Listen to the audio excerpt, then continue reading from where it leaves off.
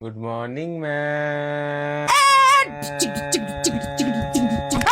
এত সুর দেওয়ার কি আছে? এটা কি গানের ক্লাস? বই খোল সব কটা।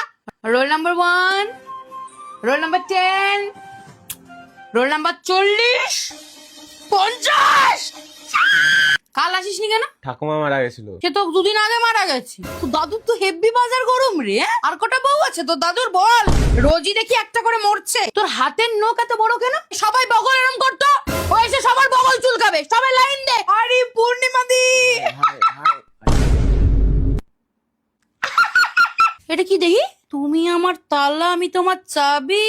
পূর্ণিমা দি, এদিকে আসো। দেখো দেখো ক্লাস 7 এর অবস্থা দেখো। চল তোর তালা ভাঙতে হবে, চল।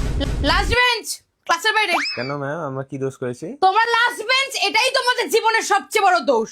আমার ক্লাসে হাগা মোতা ছোটা কিচ্ছু হবে না, চেপে থাকো। এই কি গল্প করছিস? আমরা সবাই শুনবো। বল কি এমন গল্প রে তোদের? বল কি গল্প বল।